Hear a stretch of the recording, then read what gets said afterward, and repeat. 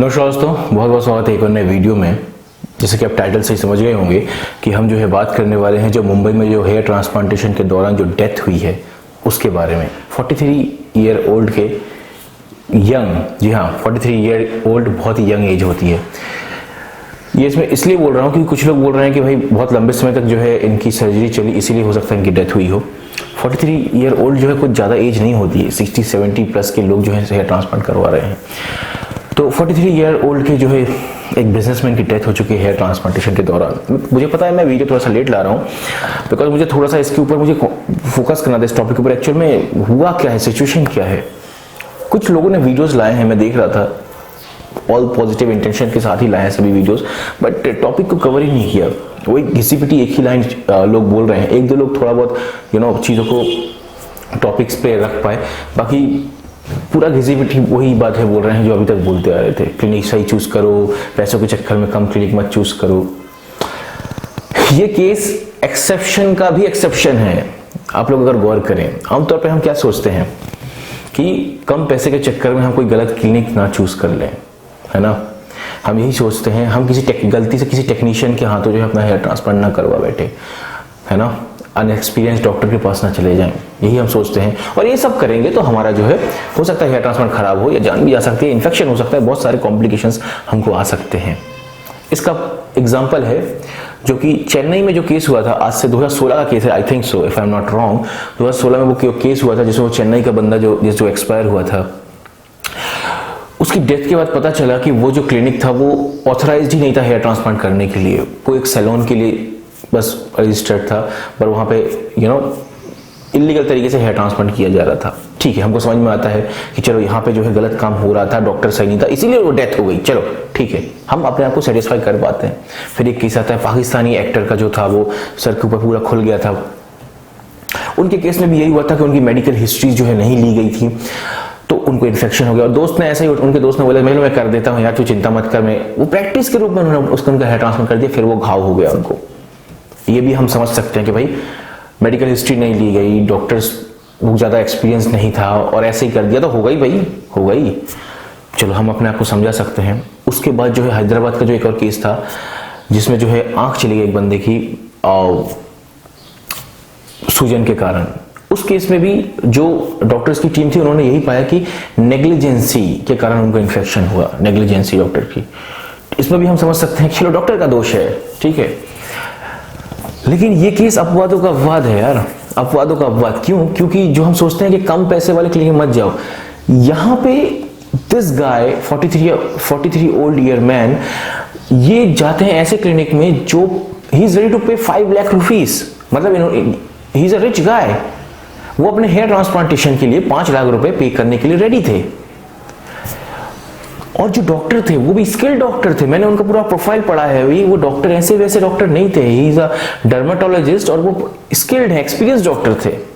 तो अब जो बाकी के जितने भी केसेस हुए हेयर ट्रांसप्लांटेशन के ऊपर, जो भी पाकिस्तान का हुआ, हैदराबाद का हुआ, चेन्नई का जो भी केस हुआ, जितने भी, ये बिल्कुल अलग है। इसमें सारे चीजें सही थी, सारी की सारी चीजें सही थी, डॉक्टर सही था, प्रोफेशनल था, ठीक है।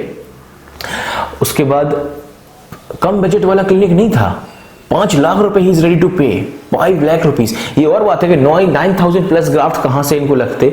मैंने इनकी पिक जब देखी, इनको कहीं से भी 9,000 प्लस ग्राफ्ट की तो मुझे लगी नहीं था कहां से इनको लगने वाला है। हो सकता है सामने बस वालों पीछे खाली हो, पीछे भी अगर खाली है तो 9,000 ग्राफ्ट कहां से निकाल के कहां लगाते मुझे खुद नहीं पता। खैर इस चीज को साइडलाइन करते हैं। तो यहां पे सिचुएशन ये आती है कि हम as a customer, as a जो हम ट्रांसप्लांट करने का सोच रहे हैं, यहाँ पे सारी चीजें सही हैं, डॉक्टर सही है, क्लिनिक भी अच्छा, बहुत महंगा, 5 लाख रुपए फॉर हेयर ट्रांसप्लांटेशन कौन पे करने के लिए रेडी है आप में से, हम में से। 5 लाख कमाने में भी हम में से कई सारे लोगों के जो है पसीने छूट जाते होंगे। तो ये केस पूरी तरीके से अलग है। इसका एक और चीज मैं आपको बताना चाहूंगा, जो आपको सही पता होगा कि ये एक्चुअल में जो है डॉक्टर्स ने ये बोला है, ये जो है एक ड्रग का रिएक्शन है, मतलब दवाइयों का रिएक्शन के होने के कारण ये हुआ है। अब मैं आपको, इसको बोलते हैं एडवर्स ड्रग रिएक्शन। जी हाँ, एडवर्स ड्रग रिएक्शन, ADR के नाम से जाना जाता है। ये 4 टाइप के होते हैं, जरा आप ये समझ लीजिए रिएक्शन को। ये वीडियो पूरा देखिएगा, आपको बहुत हेल्प मिलने वाली है, क्योंकि इस टाइप का वीडियो अभी है नहीं। और ये भले ही मेरे आगे पीछे की वीडियोस मत देखो, पर ये वीडियो देख लेना, पूरी तरीके से आपको बहुत हेल्प मिलेगा।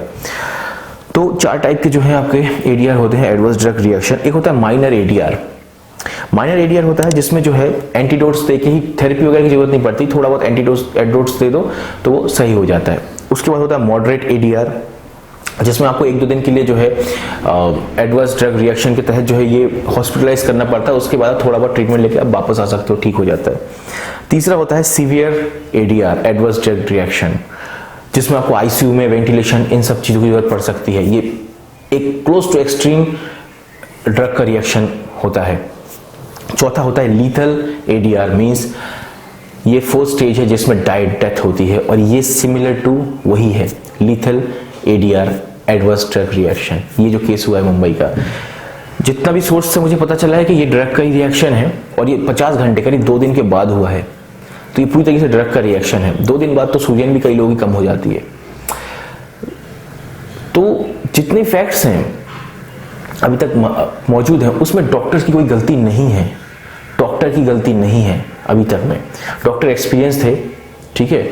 और एक और चीज जो आपको पता होगा कि पहले रिएक्शन आने के कुछ टाइम होते हैं, जैसे पहले 60 मिनट में कुछ होता है, 60 मिनट में, फिर 24 घंटे के अंदर रिएक्शन आ सकता है। इन दोनों केस में हो सकता है वो डॉक्टर के टच में ही रहा होगा, ठीक है। और तीसरा होता है 48 घंटे के बाद रिएक्शन आना। तो ये केस वही है, 48 घंटे के बाद जो है रिएक्शन आया हुआ है।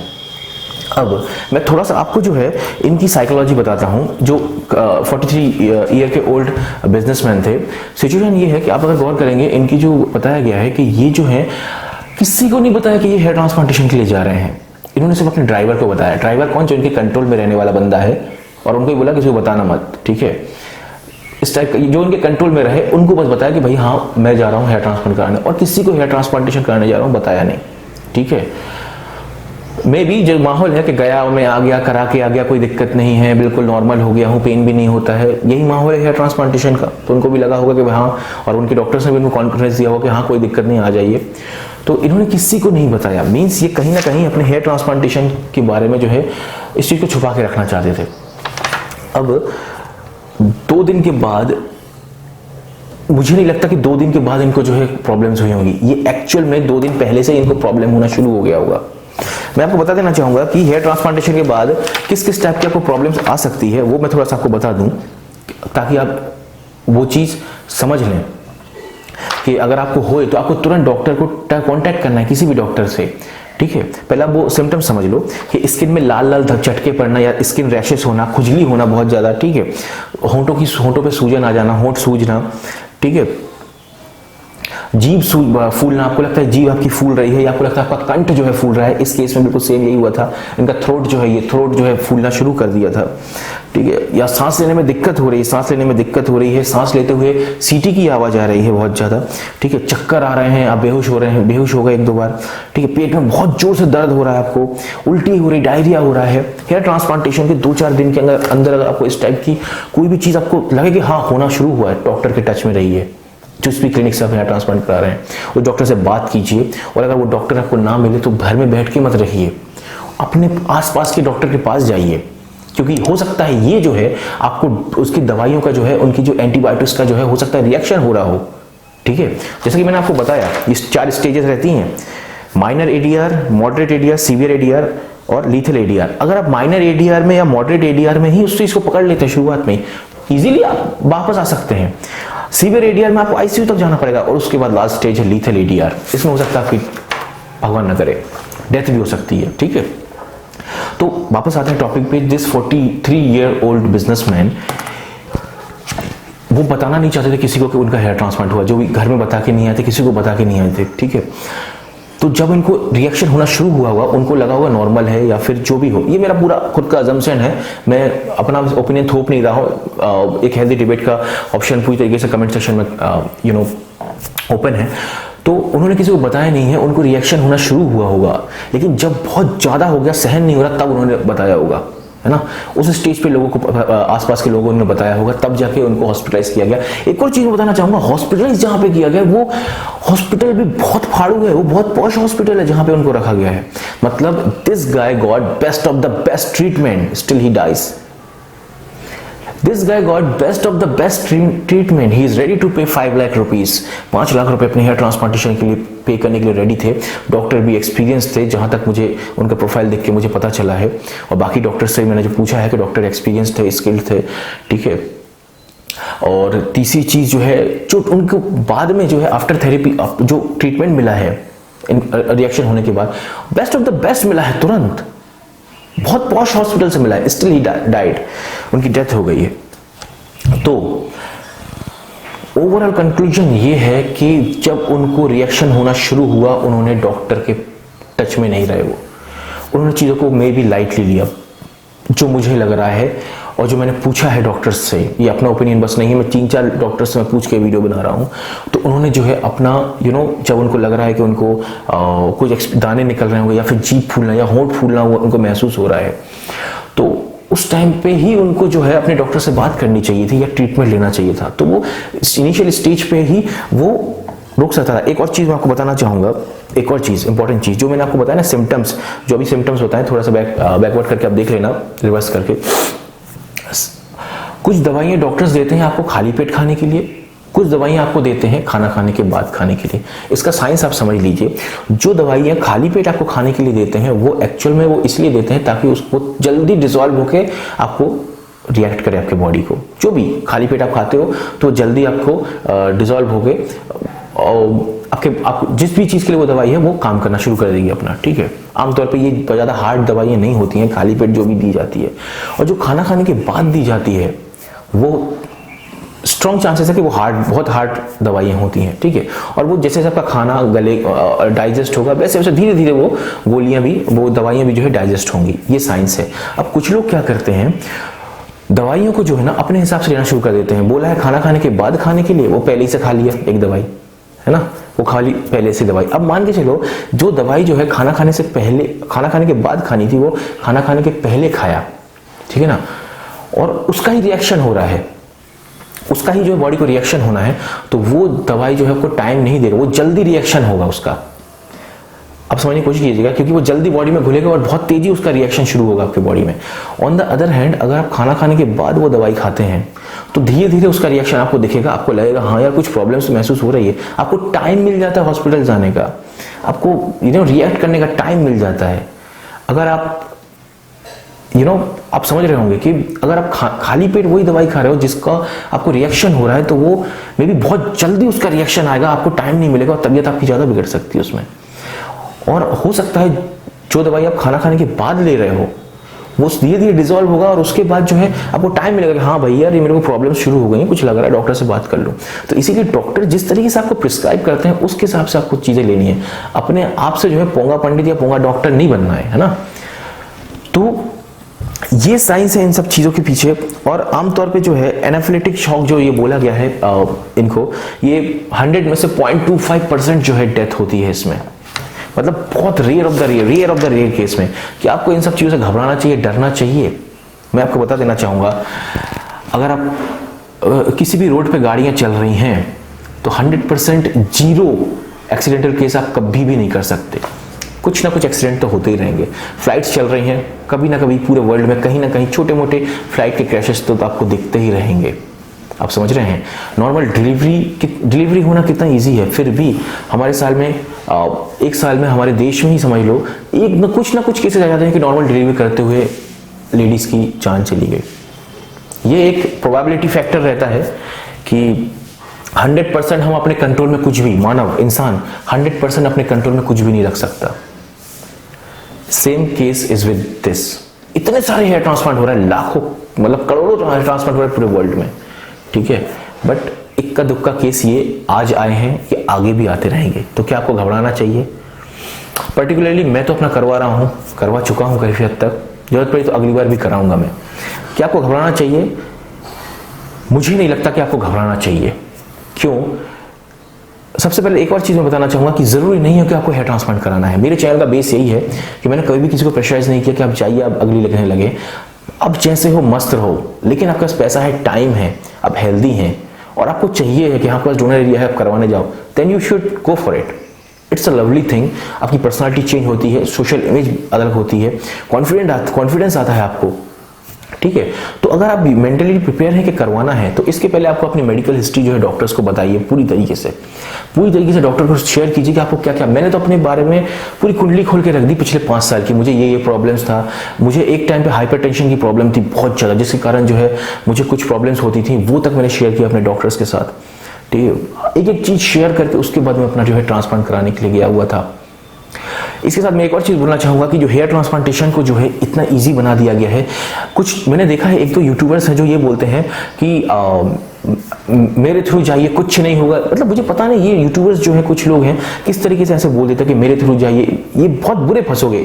मैं यहाँ पे छोटे यूट्यूबर्स को ही बोल रहा हूँ, बहुत बुरे फंसोगे किसी दिन अपने कॉन्फिडेंस पे जो है किसी को कहीं भी भेज रहे हो। It's not good, it's not good. Leave it up to the audience, उन पे छोड़ दो। ये क्लिनिक है, ऐसी सर्जरी से आपको अच्छा लगता तो जाइए। डायरेक्ट बोलना कि भाई हम लोग करवाते हैं, ये देखिए कितना बढ़िया है। मैं एक दो छोटे यूट्यूबर्स को भी देख रहा हूँ कि जो ये बोलते हैं मेरे थ्रू जाके देखिए कितना बढ़िया हुआ है। मैं भी एक दो लाइन ऐसा यूज करूँ तो वहाँ पे मैं गलत हूँ, ठीक है। तो मैं आपको बताना चाहूँगा कि जो भी आप लोग हेयर ट्रांसप्लांट कराने के लिए जा रहे हैं, आप यूट्यूबर्स को देखिए, बट उनकी क्लिनिक को देखिए, उनके डॉक्टर्स को देखिए, उनके काम को देखिए, उनके एक्सपीरियंस को देखिए, तब किसी क्लिनिक को चूज करें। और उसी के साथ साथ हेयर ट्रांसप्लांटेशन एक सर्जरी है। कुछ लोग इसको नॉन सर्जिकल मेथड भी बोलते हैं, क्योंकि कुछ लोग बोलते हैं इसको चीरा लगता है तो उसको सर्जरी बोलते हैं। नहीं, ये ड्रिल हो रहा है, ब्लड निकल रहा है, ये सर्जरी है। तो ये नहीं कि मैं गया करवा कर आ गया चुपचाप, ऐसा नहीं है। मैं तो बोलूंगा कि आप 2-3 दिन का टाइम लेके जाएं, जब भी जाएं हेयर ट्रांसप्लांट कराने के लिए। इस बार तो मैं अच्छा खासा टाइम लेके गया हुआ था। जहां पे आप हेयर ट्रांसप्लांट करा रहे हैं वहां पे आसपास होटल लेके आप 1-2 दिन रुकें। मैं तो ये तक बोलूंगा 1-2 दिन रुकें। कुछ कॉम्प्लिकेशंस आता है तो तुरंत उस डॉक्टर से बात कीजिए। ये नहीं कि गए, कुछ लोग, मैंने जब हेयर ट्रांसप्लांट कराने के लिए गया हुआ था, मैंने ये देखा कुछ लोग जाते हैं ट्रांसप्लांट कराने के लिए, वो बंदा जो है, एक बंदा खाली पेट आया, ट्रेन बदलनी थी उसको, वो खाना नहीं खा पाया, वो पूरा आया जर्नी करके, एमपी से आया हुआ था, वो खाली पेट आया और उसने बताया भी नहीं क्लिनिक को कि वो खाली पेट है, ठीक है। ट्रांसप्लांट कराने के लिए लेट गया वो, थोड़ी देर बाद उसको चक्कर आने लगे। मैंने खुद देखा, बीपी लो हो गई उसको पूरी तरीके से। फिर उसको ग्लूकोज वगैरह दे के जो है उसको नॉर्मल किया गया। जब उसको पूछा गया तो पता चला कि वो बंदा पूरी जर्नी करके आया, इतना एक्सर्शन बॉडी को देके आया हुआ है ट्रांसप्लांट कराने के लिए, और कराया, और अगले दिन वो शाम को चला भी गया ट्रेन पकड़ के। तो ये बेवकूफ़ी है। आप टाइम लेके इस सर्जरी, रास्ते में कहीं चक्कर आके गिर गए तुम, क्या होगा तुम्हारा? ये हुआ नहीं है हेयर ट्रांसप्लांटेशन। यस, ये उतना मतलब कॉम्प्लिकेटेड चीज बिल्कुल भी नहीं है, बट ये बिल्कुल इजी बना दिया। आज हर चौथा आदमी वीडियो डाल रहा है अपने हेयर ट्रांसप्लांटेशन का। आज से 1 साल पहले 1-2 लोग ही थे हम, अब तो हर चौथा इंसान हेयर ट्रांसप्लांटेशन का वीडियो डाला। और इससे ये एक इमेज बन रही है कि hair transplantation is a very easy thing, गया और मैं करा के आ गया, ये देखिए बात नहीं।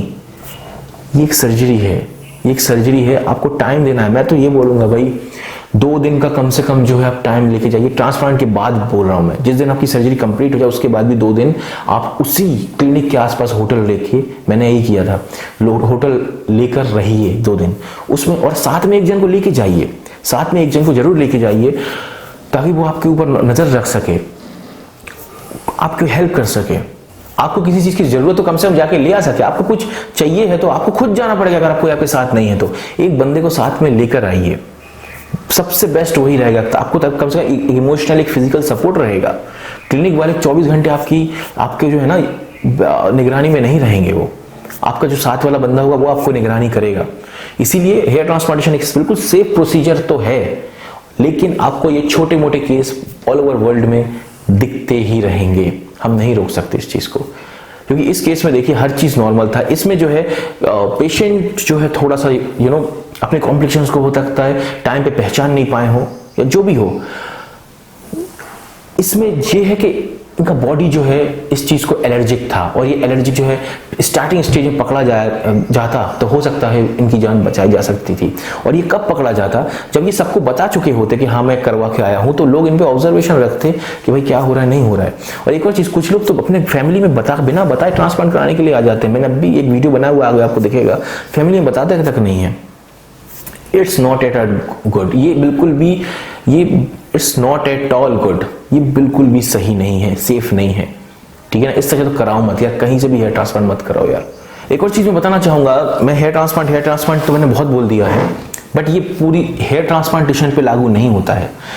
ये आप किसी भी चीज का पेन किलर ले रहे हैं, एंटीबायोटिक ले रहे हैं, किसी भी ट्रीटमेंट के लिए, ये हर उस चीज़ पे लागू होता है। ये सिर्फ क्योंकि हेयर ट्रांसप्लांटेशन से अगर आपको कॉम्प्लिकेशंस आना होता, ठीक है ना, तो शुरू के 48 घंटे थे, डॉक्टर के सामने थे, उस टाइम उनको कुछ ना कुछ दिख जाता। ये ड्रग का जो है, अब ड्रग का ओवरडोज भी हो सकता है, ड्रग का इम्प्रॉपर, पता नहीं वो किस तरीके से उन्होंने दवाई ली या नहीं ली, वो किसी को कुछ नहीं पता उसके बारे में, ठीक है। तो ये किसी भी चीज़ में हो सकता है, आपको किसी भी चीज़ में, मीन्स आप किसी और ट्रीटमेंट के लिए गए उसमें भी आपको हो सकता है। तो बेसिकली जो मैंने आपको सिम्टम्स बताई, इस टाइप के सिम्टम्स आपको किसी ट्रीटमेंट के दौरान आपको लगते हैं तो कंसल्ट योर डॉक्टर, डॉक्टर के टच में रहिए, उनसे आप बात कीजिए। उम्मीद करता हूँ आपको वीडियो लगा होगा ठीक ठाक, जो भी हो, जितना भी मुझे लगा सही, मैंने ये वीडियो को बना दिया। भगवान उनकी आत्मा को शांति दे। और बहुत दुखद चीज़ है ये हेयर ट्रांसप्लांटेशन के दौरान। और सबसे मेन चीज़ ये है कि वो बिजनेसमैन थे, ठीक है, फैमिली में बच्चे थे उनके छोटे, तो मैंने उनका नाम नहीं लिया है, पिक भी नहीं दिखा रहा हूँ, अगर दिखाऊंगा भी तो ब्लर करके ही दिखा दिया होगा। क्लिनिक का भी मैं किसी का नाम नहीं लेना चाहूँगा, दुख की बात है, क्योंकि वो किसी को बताया नहीं, और वो हेयर ट्रांसप्लांट कराने चलेगा, उसके बाद ये हो गया, बहुत तकलीफ की बात है। तो सोच समझ के क्लिनिक चूज़ कीजिए, सोच समझ के जो है अपना डिसीजन लीजिए। तो क्लिनिक आप सही चूज करेंगे, मुझे ऐसा लगता है, इतना इन्फॉर्मेशन तो इंटरनेट पर मौजूद है, क्लिनिक आप सही चूज करेंगे जो भी क्लिनिक आप चूज करते हैं। बट ये याद रखिएगा, ये क्लिनिक चूज करने के लिए डेथ नहीं हुआ, ये इसलिए डेथ हुआ कि आफ्टर सर्जरी जो केयर होता है उसमें जो इनको जो है रिएक्शंस हुए, ये वो समझ नहीं पाए या किसी को बता नहीं पाए या कोई समझ नहीं पाया, और टाइम पे इनको ट्रीटमेंट नहीं मिला, आई थिंक सो, इसके कारण ये डेथ हुआ है। चलिए मिलते हैं एक और नए वीडियो में, तब तक बाय, टेक केयर, अपना ख्याल जरूर रखिएगा, और इस वीडियो को ज़्यादा से ज़्यादा शेयर जरूर कीजिएगा, क्योंकि मुझे ऐसा लगता है कि ये वीडियो बहुत काम का है, इंपॉर्टेंट है और इन्फॉर्मेटिव है। मिलते हैं एक और नए वीडियो में, तब तक बाय, टेक केयर।